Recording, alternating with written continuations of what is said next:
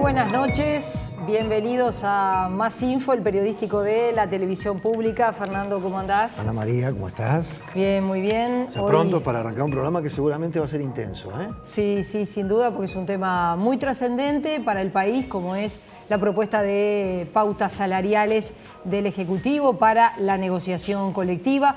Vamos a estar recibiendo aquí al gerente jurídico de la Cámara de Comercio, Juan Maylos. Vamos a estar recibiendo aquí al presidente del PIT-CNT, Fernando Pereira.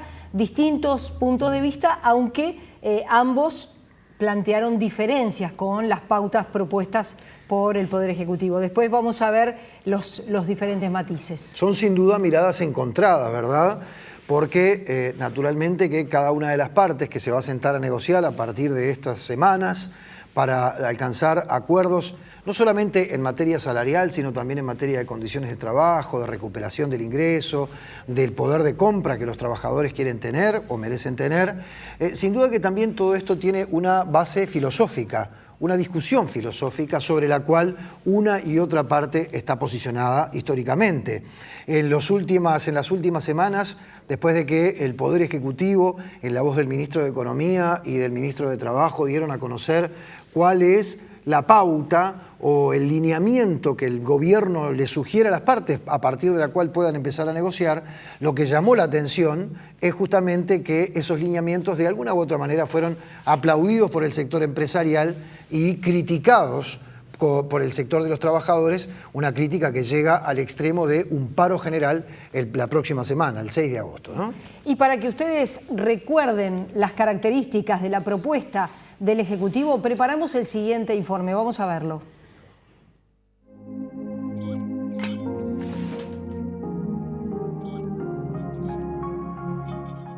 Según definió el Poder Ejecutivo, la clasificación del mundo económico se hará en 3 partes, pero no la hará el gobierno, sino los propios sectores, dependiendo del nivel de desarrollo de cada uno. En una primera franja estarán los sectores que crezcan más de 4% anual. En el otro extremo estarán los sectores que tengan problemas, que reciban subsidios del Estado, que tengan problemas de competitividad y que tengan mucha gente en el seguro de desempleo. En el medio estarán los sectores que no entren en uno o en otro grupo. El gobierno definió las pautas piso sobre las cuales deberán negociar las partes. Para el sector más problemático de la economía, los aumentos serán sobre base anual, de 8% para el primer año, 6,5% para el segundo año y 6% para el tercer año. En la medida que los ajustes son semestrales, la mitad de cada una de estas cifras es la que se ajusta en cada semestre. Para el sector medio las cifras son 8,5% para el primer año, 7,5% para el segundo y 7% para el tercero. Y para el sector más dinámico de la economía, estamos proponiendo para el primer año un 10% de ajuste, para el segundo año un 9% y para el tercer año un 8%. Uruguay mantiene aún a miles de trabajadores con el salario sumergido. Para ellos se prevén ajustes especiales. Se agregarán entre los sueldos de 10.000 a 12.000 pesos mensuales un aumento adicional de 3,5%, adicional a los que ya señalé. Para los salarios de entre 12 y 14.000 pesos, un adicional de 2,5% que se agrega a los que ya mencioné. Desde el Ejecutivo se decidió además que las partes establezcan correctivos que serán usados siempre y cuando el ajuste salarial acordado no esté de acuerdo con la inflación que posteriormente se verifique. Además de esta acción, habrá una cláusula gatillo por si la inflación se incrementa más allá de lo previsible. Entonces, habrá una cláusula gatillo que dice que si la inflación acumulada desde el inicio del convenio superara el 12%, al mes siguiente de comprobada esta situación, se hará la corrección correspondiente por inflación. El gobierno modificó el 16 de julio la pauta establecida para la atención del salario mínimo nacional. El mismo será de 15.000 pesos a partir de enero de 2019. Los aumentos salariales serán cada 6 meses y el gobierno pretende que los convenios de esta ronda terminen todos al mismo tiempo. Nosotros vamos a proponer un acuerdo a 3 años de plazo. Y para los convenios que vencen el próximo año, en 2016, vamos a proponer acuerdos con 2 años de vigencia. Estas son las bases sobre las que deberán negociar las partes. En caso de no acordar, laudará el gobierno.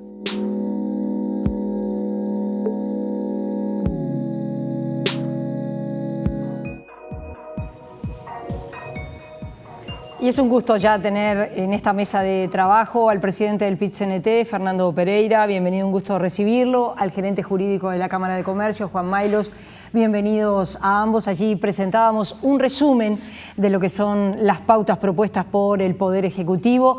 Les proponemos algo así como 2 minutos cada uno para hablar sobre estas pautas y así nos vamos extendiendo en el tema. Pereira, desde el PIT-CNT ha habido cuestionamientos más fuertes, aunque también los empresarios han tenido cuestionamientos para estas pautas. Pero el PIT-CNT prepara para el próximo 6 de agosto un paro general. ¿Por qué una posición contraria a esto propuesto por el Ejecutivo? Bueno, es una pauta claramente negativa para los trabajadores uruguayos. En primer lugar, porque en el primer año del convenio no coloca un correctivo, con lo cual empieza a jugar el efecto lotería, que lo que dice el gobierno que va a pasar en materia de inflación, efectivamente pase.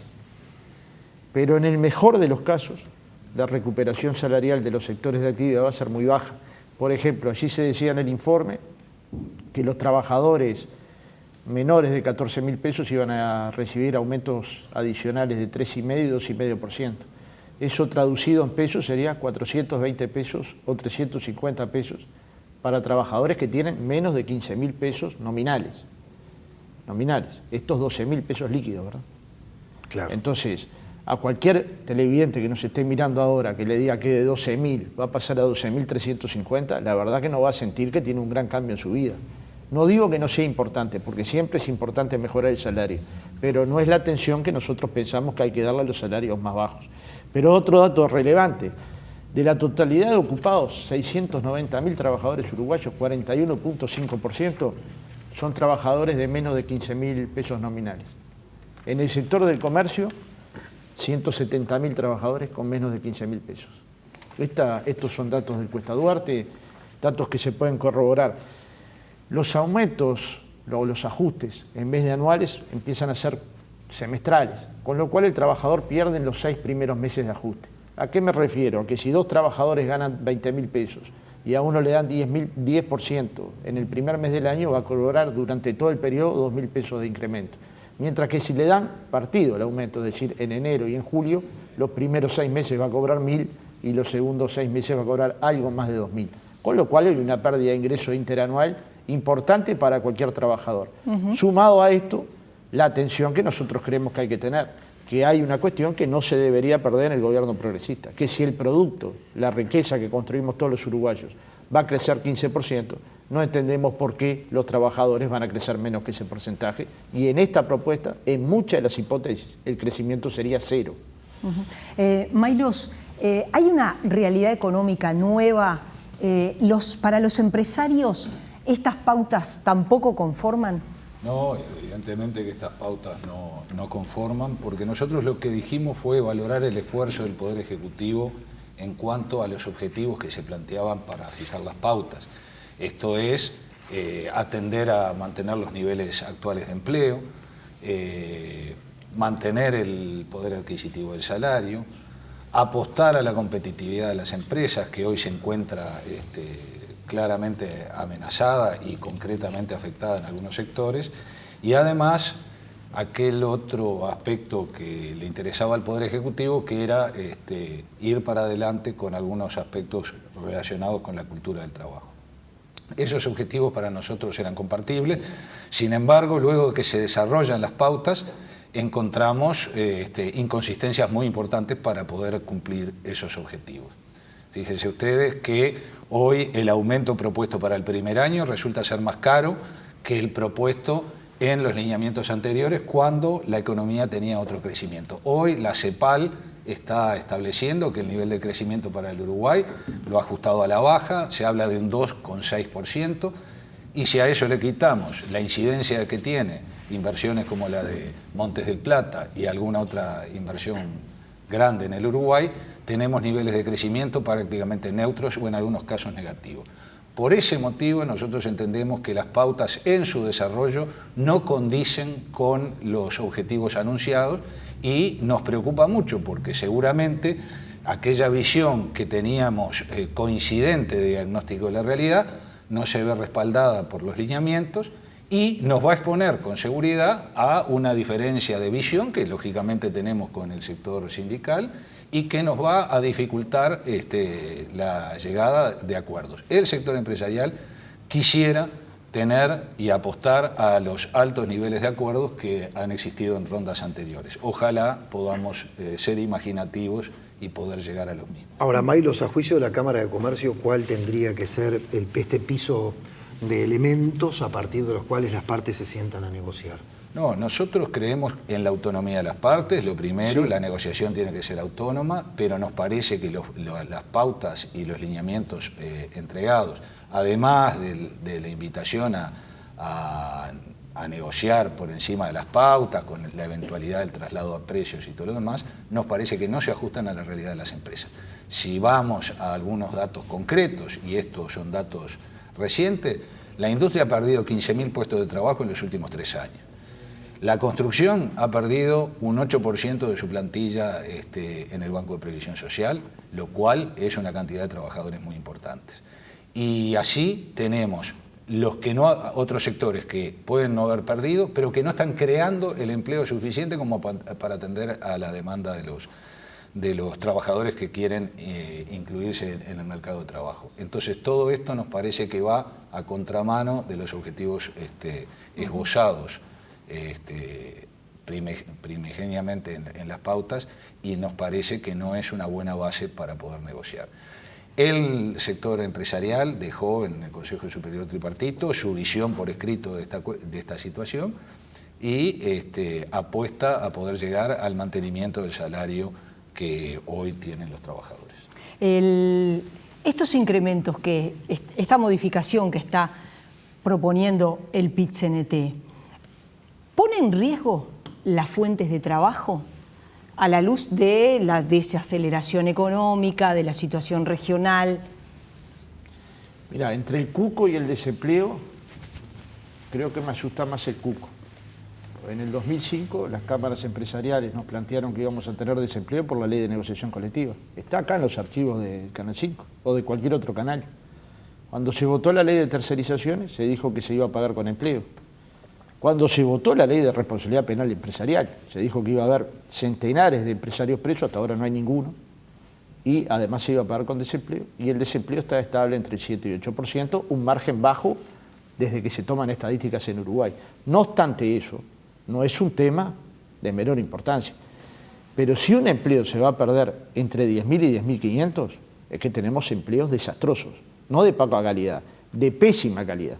Cuando hablamos de cultura del trabajo, yo comparto el criterio de la cultura del trabajo, el documento del Ministerio de Trabajo y el que nosotros mismos hemos presentado, en el sentido de que el trabajador tiene que ir todos los días, cumplir con su trabajo, ser buen compañero, construir conocimiento. Pero la contraparte son 10.000 pesos de salario. Esta es la contraparte. Entonces, si ese muchacho consigue una changa de 600 o 700 pesos por día, no hay Dios que lo haga ir al empleo estable que tiene, porque eso le cambia su situación ese día de trabajo. Nosotros lo vemos todos los días, son muchachitos de entre 18 y 30 años. Pero hay muchachos de 30 años con hijos a cargos y con ese salario y con la compañera viviendo ese salario. Entonces, si nosotros queremos construir desarrollo, ¿verdad? Si en verdad queremos construir desarrollo humano, en primer lugar, mejorar la redistribución de la riqueza, ¿no? En Uruguay todavía el 20% más rico se queda con el 43% de la riqueza y el 20% más pobre con el 7%. Estas son las diferencias que hay en los niveles de ingresos en el Uruguay.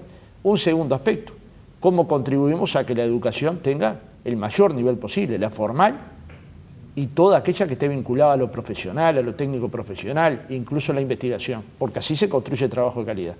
Ahora, mientras tanto, nosotros tenemos que velar por mejorar la calidad de vida de esa gente. Y si el producto va a crecer, es decir, la riqueza, como creció en este periodo, entre 2003 y 2014 el PBI creció 78% y el comercio 108%. ¿Hay margen o no hay margen en el comercio para mejorar los salarios? Estos son datos del Banco Central del Uruguay, pero está el informe de la propia Cámara de Comercio, que cuenta de la evolución que tuvo el comercio entre 2013 y la actualidad, y hace el mismo informe. Lo que me refiero es, ¿alguien acá tiene alguna duda que las grandes superficies podrían pagar mejores salarios? ¿Que los trabajadores de los shopping tendrían que tener mejores condiciones de trabajo? ¿Que los que trabajan sábado y domingo tendrían que tener un sistema especial porque eso daña la integración social de las personas? Entonces, no es solo que estemos peleando salarios, aunque las pautas son importantes, porque si no, no estaríamos discutiendo así, son importantes. Estamos discutiendo en el plano ideológico qué construcción social queremos tener. Yo me niego a creer que la construcción de empleo en el Uruguay va a ser eternamente trabajadores de 10.000 pesos. Tiendo a creer que el Uruguay, cuando tuvo crecimiento, tiene que generar desarrollo. Y tiendo a creer que el Uruguay tuvo una década perdida, pero fue entre el 90 y el 2005. 90 y 2005. Mirá si habrá sido larga esa década, que tuvo 15 años. Ahí el producto también creció, 38%. Los salarios 4%. A ese país no queremos volver más, nunca más. Entonces aprendimos una cosa, que cuando la riqueza crece, el trabajador tiene que pelear para mejorar su ingreso salarial. Y lo tiene que hacer sin vergüenza. Porque no es corporativo querer ganar más para vivir mejor en tu hogar, o para darle mejores cosas a tus hijos, o para que tu familia tenga una mejor posición. Sería corporativo pelear por encima de las necesidades.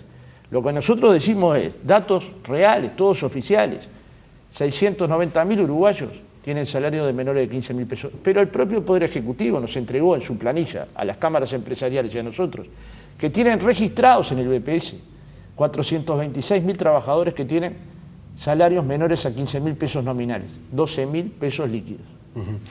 Y esto implica entonces que esas personas tienen enormes dificultades para poder parar la olla. Vamos a ver, son 400 pesos por día. ¿Quiénes de los que están mirando el programa hoy creen que con ese dinero se puede vivir? Nadie.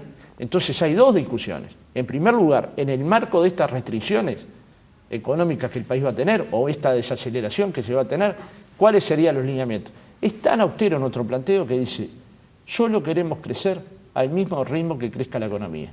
El gobierno, el Fondo Monetario y ahora la CEPAL dicen que va a crecer en torno al 15%. Esos son los convenios que nosotros queremos tener. Parece tan alocado. Hay algo, Fernando, que acabas de plantear que naturalmente supongo que Maylos tendrá para hacer alguna alusión, y es justamente porque Maylos es el asesor jurídico de la Cámara de Comercio, ¿verdad? Y Pereira habló del sector comercio, puso los ejemplos de los supermercados y de los shoppings, donde evidentemente, lo sabemos todos, hay salarios particularmente bajos. Evidentemente el planteo está hecho, sí, pero, pero yo quiero agregar una cosa, ¿no? Que de repente no está en lo coyuntural, pero sí está en tratar de entender una lógica que en lo personal, capaz que soy yo, nunca pude comprender. El comerciante, el que se mueve con el mercado interno, supongo yo que debe querer tener un consumidor con poder adquisitivo, con posibilidades económicas. Razón por la cual sería necesario que hubiese mejores sueldos, más gente trabajando, gente consumiendo. Digo, ¿cómo se conjugan esas cosas que son tan entreveradas, tan antagónicas? Yo al respecto de eso, por supuesto que todos debemos ser ricos y sanos, eso es el perogrullo. Pero yo quiero referirme a algunos aspectos, porque todo esto tiene algunas explicaciones. Decía Fernando, 10.000 pesos, 15.000 pesos. Bueno, vamos a ver quién gana esa plata, ¿no?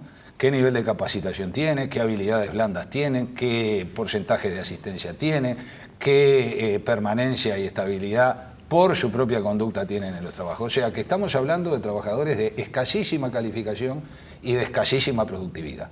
Y eso, lamentablemente, nos viene dado por la realidad y el deterioro de una cantidad de cuestiones que el Uruguay tenía y hoy no tiene. La enseñanza es uno, los valores son otros, la imagen de trabajo es otro, la idea de que el pobre se dignifica con el trabajo, esas cosas las hemos perdido. Por otro lado, se establece, bueno, 10.000, 15.000 pisos y no se van a una changa. Efectivamente, muchachos, hoy por hoy el Uruguay mantiene niveles de informalidad, de changa, ¿tá?, cercanos al 28-30% de la actividad económica. Pero lo que pasa es que si yo cuidando autos gano 20 y en una caja de un supermercado está bárbaro, 10, pero entonces no hablemos de calidad de trabajo, porque esto que estamos discutiendo vamos a entendernos, los consejos de salarios son para fijar salarios mínimos y categorías.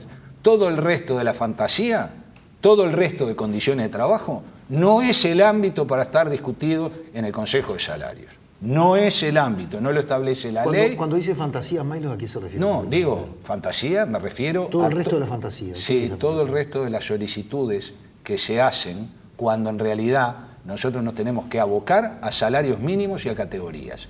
Eso es lo que nosotros nos tenemos que abocar. Y cuando se agrega... ¿En los consejos de salarios? En los consejos de salarios, de acuerdo a la ley, de acuerdo a la convocatoria del Poder Ejecutivo.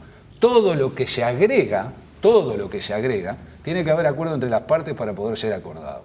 Y entonces por ejemplo, de ahí... condiciones de trabajo, ese tipo de cosas, ¿a eso claro, se refiere? A eso me refiero. Pero usted le llama fantasía a esas cosas, Milo. No, yo lo que quiero decir, yo no lo llamo fantasía, yo lo llamo plataforma reivindicativa y todo lo demás.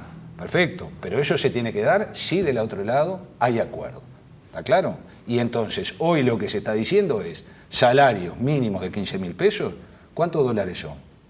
¿500 dólares? ¿600 dólares? Bueno, a nivel regional estamos bárbaros, si vamos a compararnos. ¿Para qué? Para trabajadores que tienen escasísima calificación y que deberían apostar a una calificación mejor. La mano de obra uruguaya ha descendido mucho en niveles de calificación y productividad. Y bueno, todo esto nosotros apostamos a mejorarlo.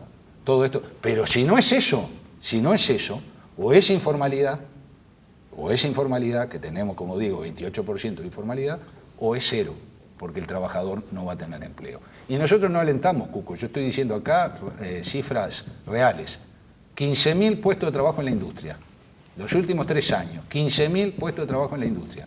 Estoy diciendo 8% menos de planilla en el BPS. Y estamos diciendo, y esto lo visualizamos todo, un aumento del seguro de paro que ya es real, no lo estamos alentando nosotros. ¿Cuál es el camino que queremos seguir? Y de ahí la importancia que tiene fijar cuestiones plausibles a nivel de Consejo de Salario. Bueno, claramente, vamos a ver de qué estamos hablando cuando hablamos de falta de calificación. No tenemos 700.000 trabajadores con poca formación profesional.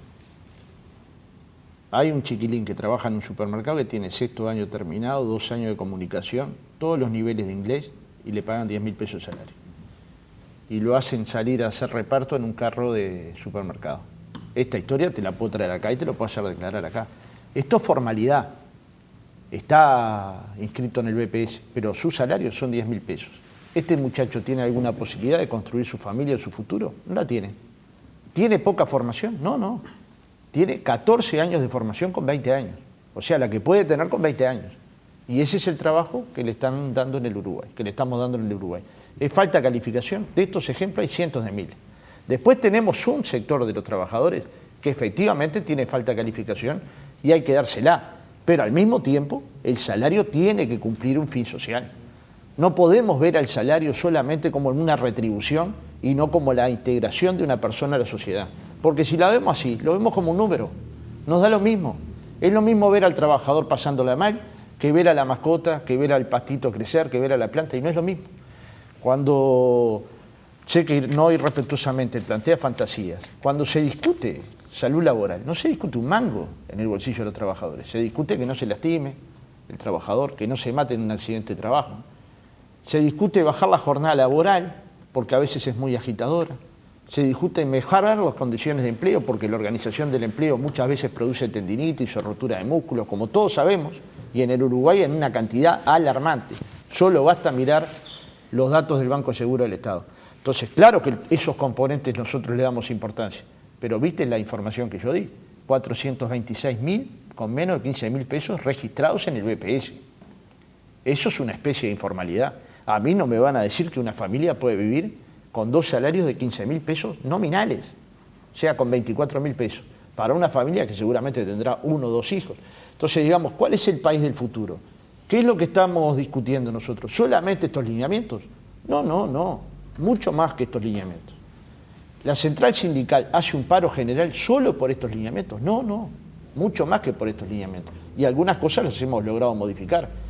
Por ejemplo, se planteó lo de la inversión pública y parecía que iba a haber recortes, o parecía que el relato que estaba dando el gobierno era un relato de crisis. Bueno, por suerte se anunciaron 8.300 millones de obra pública, directa. Que eso debe ser celebrado por los trabajadores uruguayos, pero también por los empresarios uruguayos, porque es trabajo para todos, ¿verdad? En segundo lugar, hoy o ayer el ministro Astori anunció que el Uruguay no está en crisis, que va a tener un crecimiento, y bueno, la CEPAL lo acaba de ratificar, de 2.6% el primer año, 2.8% el segundo y 3% el resto de los años. Con lo cual la riqueza nuestra va a crecer 15%, lo que crecía más o menos en Uruguay antes del empujón entre el 2004 y el 2015. ¿Y por qué los salarios no van a crecer si esto va a suceder en Uruguay? La tercera cuestión, si estas cuestiones que estamos pensando de un país de primera, para llamarlo de alguna manera, tiene que ir acompañada de la formación profesional, hay instrumentos en la Universidad del Trabajo, hay instrumentos en el INEFOP, hay formas de acordar entre las cámaras empresariales y los sindicatos, cómo en las mismas empresas se genera formación profesional y empezar a construir no solo mejores salarios, sino mayor cantidad de conocimiento. Pero fíjense que cuando hubo un convenio entre ANCAP y los trabajadores metalúrgicos y el ZUNCA para que dentro de la dessulfurizadora hubiera formación, había una discusión terrible en el Uruguay si eso tenía que hacerse o no.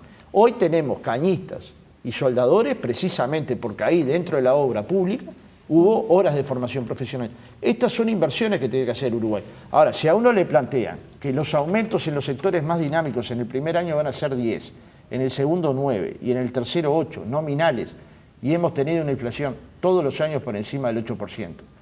Este es en el sector más dinámico. Pero si vamos al sector con problemas, en el primer año 8, en el segundo año 6,5 y en el tercero 6, lo que estamos haciendo es jugar a la lotería. ¿Me explico? Si la inflación efectivamente baja 1 punto por año, no perderemos salarios en los sectores que están en peores condiciones. Pero si eso no sucede, como ha pasado en los últimos 4 o 5 años, los trabajadores en algunos casos van a perder salario. ¿Eso es admisible en un país que crece? E insisto, miremos lo humano. Perita decía en un país que crece, sin embargo, yo lo he escuchado a usted señalar que para este primer año quizás haya empresas que no puedan hacer frente a los aumentos salariales que están planteados. Bueno, todo depende de cuál vaya a ser la plataforma reivindicativa. Yo digo que el planteamiento que nos hacen a nosotros los empresarios es, porque también hay que aclarar alguna cosa, ¿no? Estos salarios cumplen con aportes al Banco de Previsión Social, con las cargas sociales y todo lo demás, con lo cual el empresario, el costo empresa es otro, ¿no? Entonces, yo no sé si todos los empresarios van a poder pagar estos salarios, de acuerdo a la rentabilidad que tienen hoy las empresas, no lo sé. Lo que sí sé es que hoy hay deterioro del empleo y lo que sí sé es que hay mantenimiento de los niveles de informalidad muy elevados para el crecimiento que ha tenido el país, y yo creo que en eso los gobiernos, el actual y el anterior, no sé si tienen la conciencia de que esa es la vía del medio por el cual se nos puede escapar mucho de esto, porque vamos a entendernos algo, ¿no?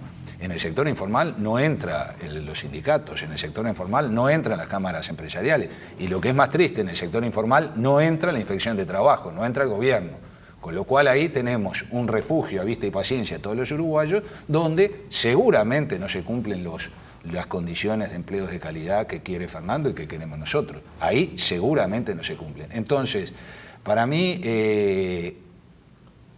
tenemos que ser prudentes en los planteos. Nosotros no estamos diciendo que los salarios no tengan que crecer, deberá verse de qué manera y en qué sectores. También hay otra cosa que es importante. Uno habla del PBI, del crecimiento del país, pero la realidad de los sectores es muy heterogénea.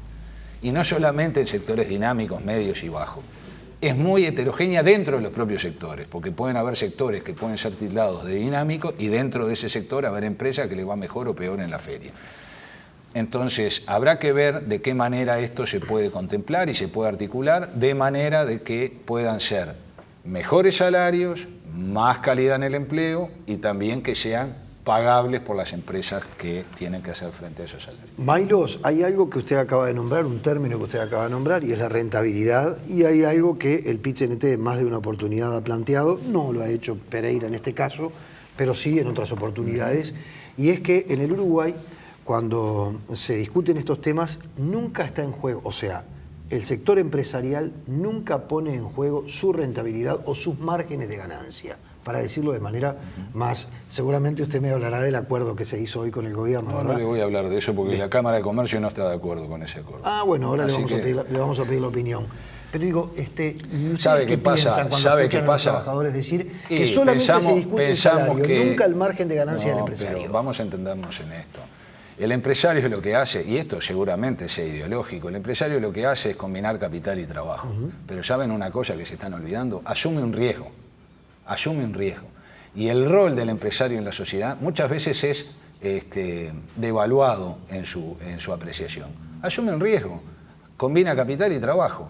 Y después encima hay que marcarse y meterse en lo que gana o deja de ganar. A nosotros nos parece que eso no es prudente. El que quiera, jugar el rol del empresario, que se ponga empresario, pero que sea el sindicalismo el que determine los márgenes de ganancia o el gobierno, nosotros no estamos de acuerdo. Me gustaría simplemente una acotación, ¿no?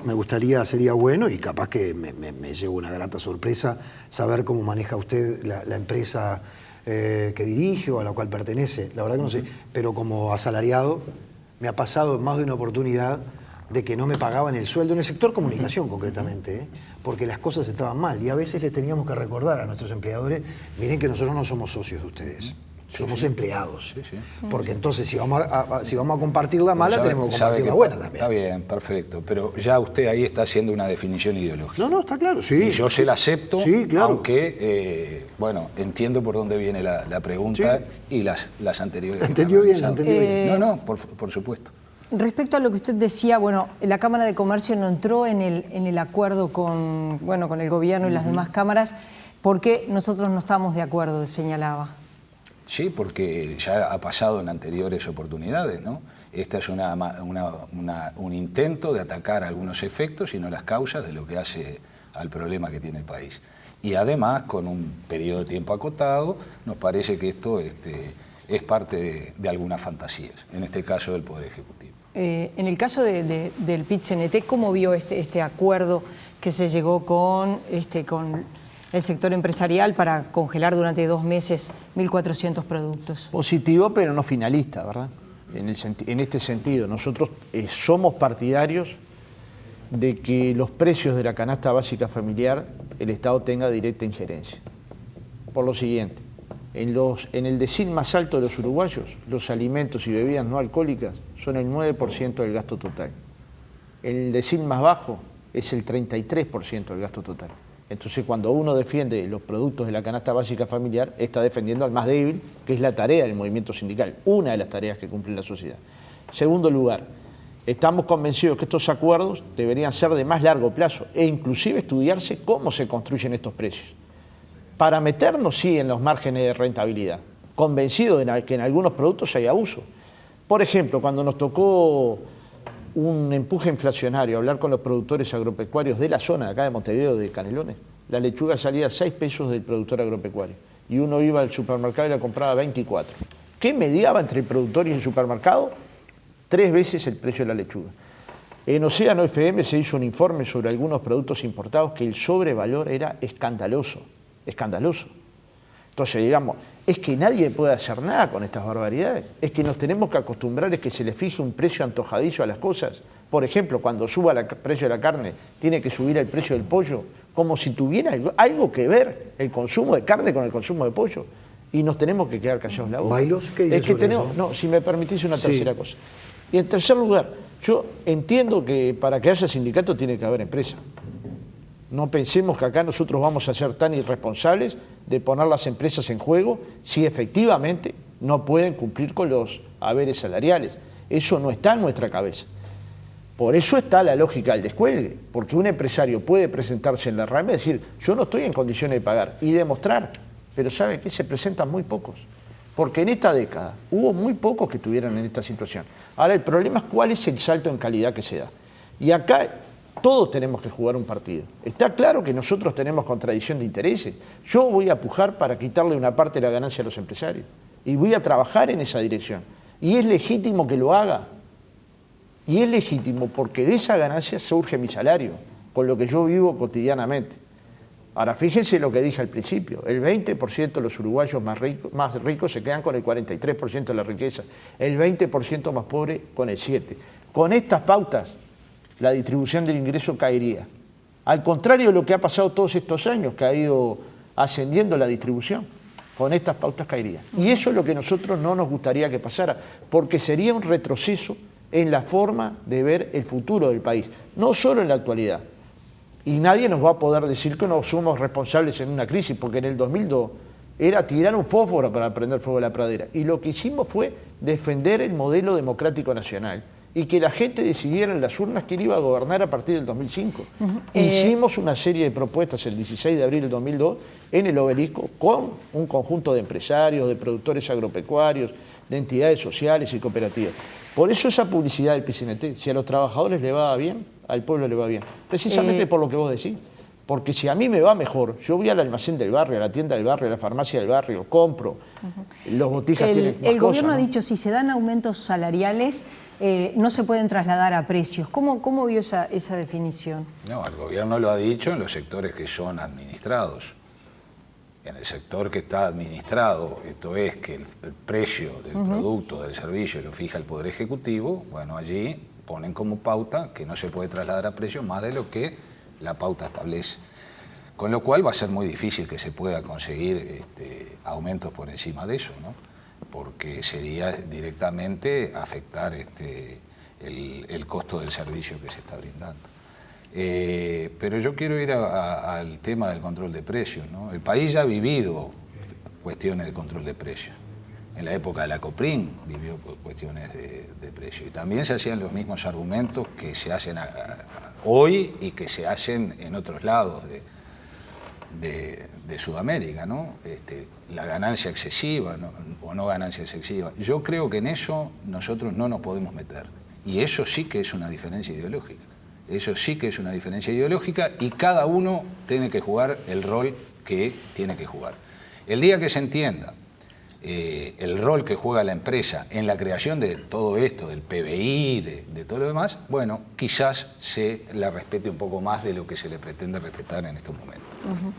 ¿La competitividad de las empresas están en riesgo con estos aumentos salariales que proponen las pautas? La competitividad de las empresas no está en riesgo por los aumentos salariales. La competitividad de las empresas está en riesgo y está afectada directamente por otras variables. El costo del Estado, las tarifas públicas, el aumento de los combustibles sin sentido que se acaba de producir, el hecho de que el ritmo de devaluación de los países limítrofes es mucho más acelerado que el nuestro.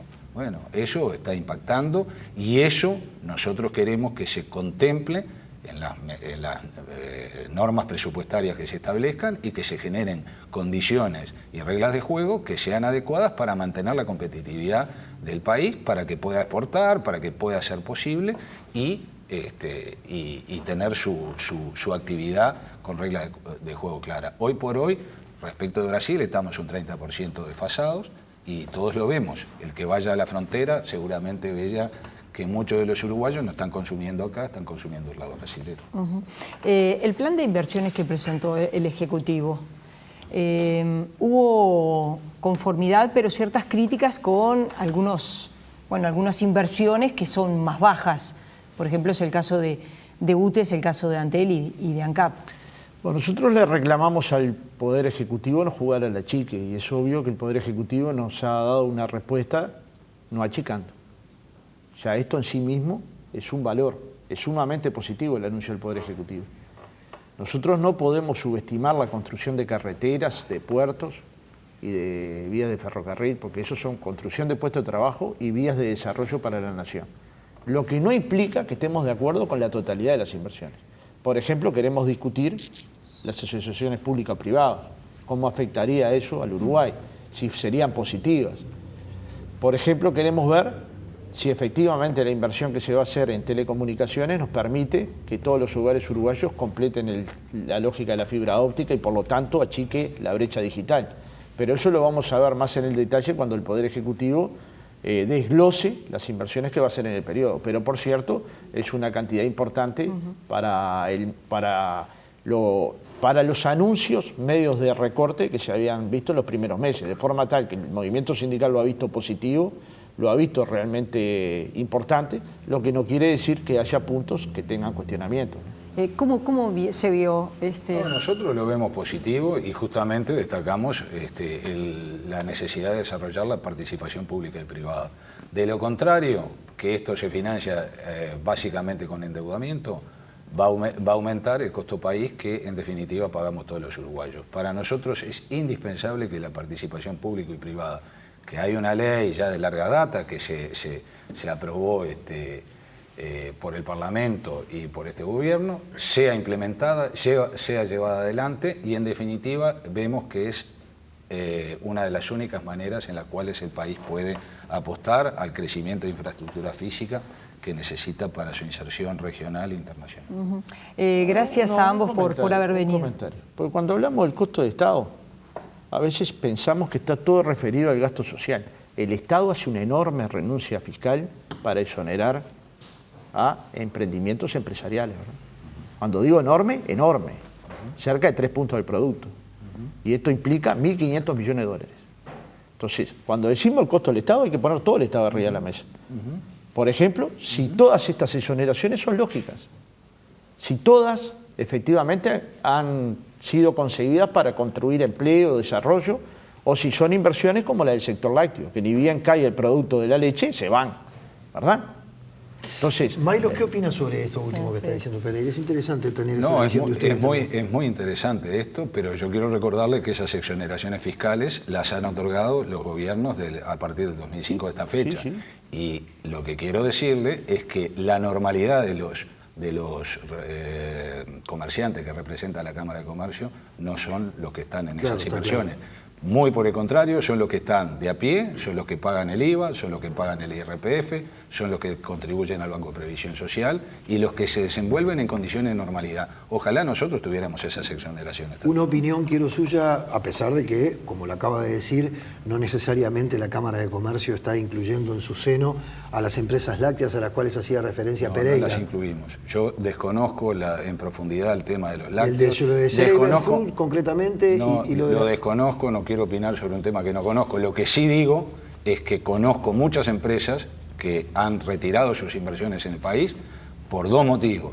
Por falta de concreción de reglas de juego clara y también por aspectos sindicales que les han hecho imposible el desarrollo de sus actividades en el país. Insisto con esto, les dejo el documento de la Cámara Nacional de Comercio y Servicio.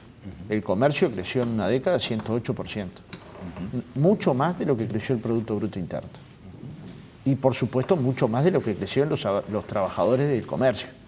Entonces uno se pregunta cuando pasa por la puerta de un shopping, ¿es que un trabajador ahí debería ganar 15.000 pesos nominales de salario? No. Yo lo que le digo a eso, Fernando, es que el día que los sindicalistas asuman el riesgo de una actividad empresarial, ese día será no, lo estamos asumiendo, Messen y Sena. Sí. Mirá de qué manera, además. En vidrio, con el emprendimientos que habían dejado quebrados los empresarios con enormes deudas con el BROU. Y con Alud. Habría que preguntarle al BROU que diera la información de esos empresarios, cómo dejaron esas empresas y al patrimonio nacional. Y nadie dice nada. Y a la SU también. A la SU todavía no empezó. Bueno, ¿y cuánto lleva gastado sin haber empezado? Lo más probable es que sea cualquier empresario en otras condiciones que no sean las protegidas que se estableció en el gobierno pasado ya no estaría en el mercado. Gracias a ambos por haber venido, ha sido un gusto recibirlos y hacemos una pausa y ya venimos con el análisis de Gerardo Caetano.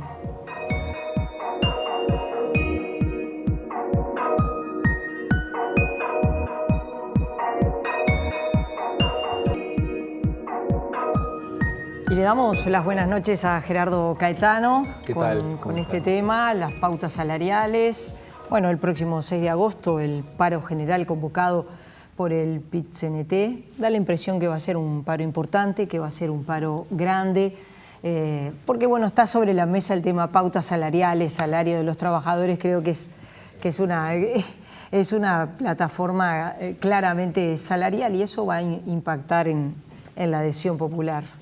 Sin duda. Hemos visto, bueno, representantes de intereses distintos, representantes de ideas, de ideologías diferentes, pero acá hay otro actor, incluso en el Consejo de Salarios, que es el gobierno. Y el gobierno en estos primeros meses ha dado algunas señales contradictorias en este mismo tema. El primer planteo de pautas salariales luego fue reajustado en algún sentido 15 días después. Y hubo problemas de comunicación. Incluso la primera manifestación de las pautas salariales generó allí un contraste digamos, de opinión. Los empresarios vieron esas pautas positivamente, mientras que los trabajadores desde el comienzo plantearon una discrepancia fuerte. También esto se vinculó con otro tema de este último mes y medio, que es el tema del diagnóstico de la situación del país, que tiene mucho que ver con cómo se mueve ese actor tan fundamental que es el Estado en la sociedad uruguaya. Y allí hemos visto contradicciones. La verdad que no se articula muy bien las señales vinculadas, por ejemplo, con el cierre de Antel Arena, con este anuncio del lunes pasado de, un impacto de inversión pública y también de inversión público-privado realmente impresionante. Entonces, como decíamos, el gobierno todavía no terminó de desplegarse. Yo creo que el lunes dio un paso importante, pero el tema de las pautas salariales sigue siendo un tema muy complejo. Y efectivamente yo creo que el paro del 6 de agosto va a ser un paro importante, porque es difícil convencer a los trabajadores que con estas pautas salariales el salario va a crecer en la previsión que se plantea el crecimiento del país. Es difícil convencer a los trabajadores que no van a perder salario. Es difícil convencer a los trabajadores que las previsiones de inflación van a ser las previstas. También el gobierno tiene que convencer a los empresarios y para eso tiene que dar señales claras. Lo que ocurre es que ahí está siempre el tema de, cómo un empresario genera su rentabilidad. Y como lo expresaba Maylos, el tema salarial no es el tema fundamental de la rentabilidad empresarial. Son otros temas, el costo Estado, las posibilidades de un mercado que en el caso uruguayo siempre es un mercado más internacional que nacional, una estrategia de mercado internista pura, es una estrategia que el Uruguay no puede sustentar. Por eso, este tema de las pautas salariales es un tema crucial. Es un tema crucial para trabajadores y empresarios, pero también es un tema crucial para el gobierno. Yo tiendo a suponer que el movimiento sindical va a confrontar duramente estas pautas salariales. Gerardo, ¿te llamó la atención, al menos a mí me pasó, no sé a vos, Ana María, que Juan Maylos recién dijera que todo lo que tenga que ver con, él al principio llamó fantasías, después dijo plataforma reivindicativa, en realidad condiciones de trabajo y esas otras cosas que dependientes y patronos discuten habitualmente, además de lo que es todo lo que tenga que ver con el salario, se discutan por fuera de los consejos de salario? No, lo que ocurre, Maylos se refería a lo que habilita la ley. La ley, expresamente la ley, lo que refiere es que en los consejos de salario se discuten salarios y categorías. Ahí está. Y en ese sentido, lo que él señaló es lo que dice la ley. Lo que ocurre es que en una negociación entre empresarios y trabajadores hay otros temas. Es un toma y daca. Hay otros temas. Y allí hay una legitimidad de intereses.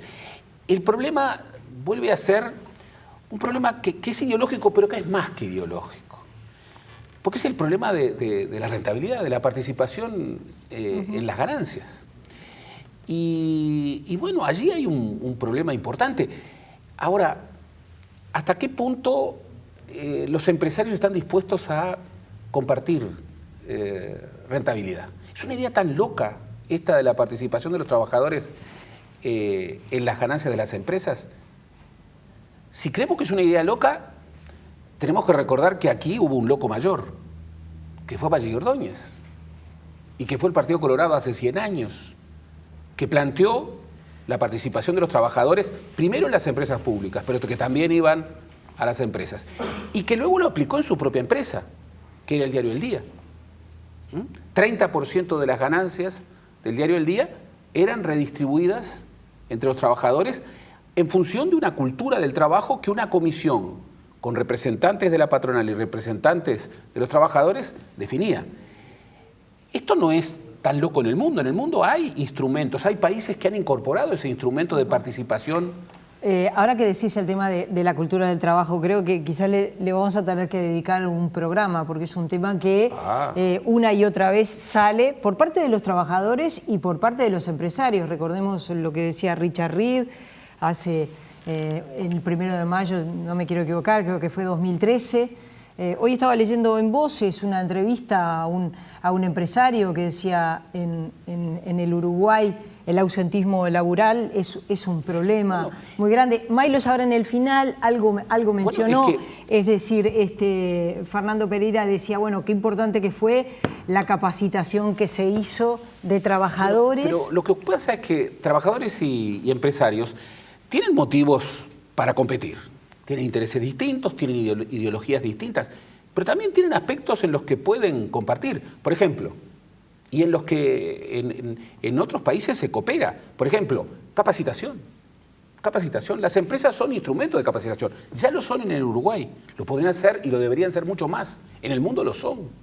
Hoy, en un mundo de transformación permanente, las empresas, vaya, si pueden ser instrumentos de capacitación. Otro punto sumamente importante, la cultura del trabajo. Bueno, discutir productividad es algo que muchas veces los trabajadores no se han negado a discutirlo. La cultura del trabajo puede ser un elemento, un tema en donde pueda haber cooperación entre trabajadores y empresarios. Lo que pasa es que la cooperación tiene que tener una contrapartida. Nada se da sin contrapartida.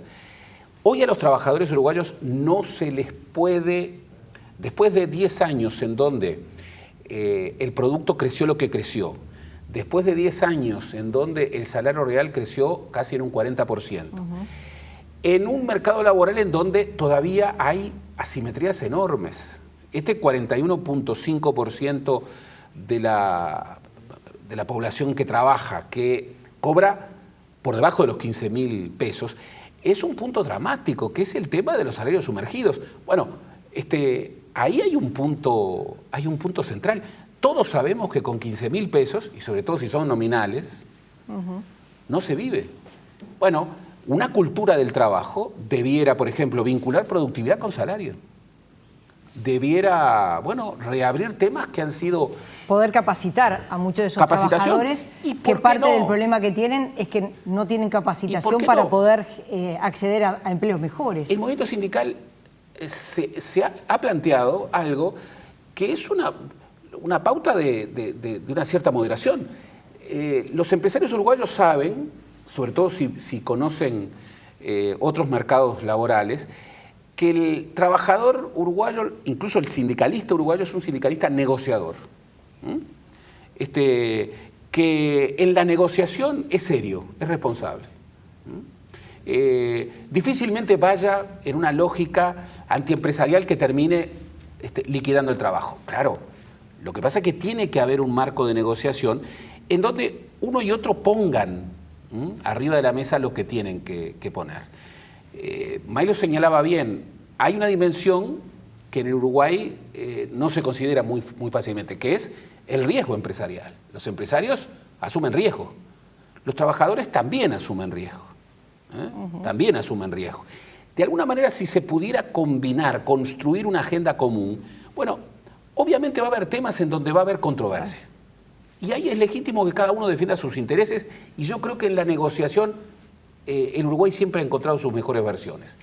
Ahora, si el país crece 15% en estos 5 años, un trabajador puede ser convencido hoy bajo el argumento de que lo que hay que cuidar es el empleo y no hay que incrementar salario.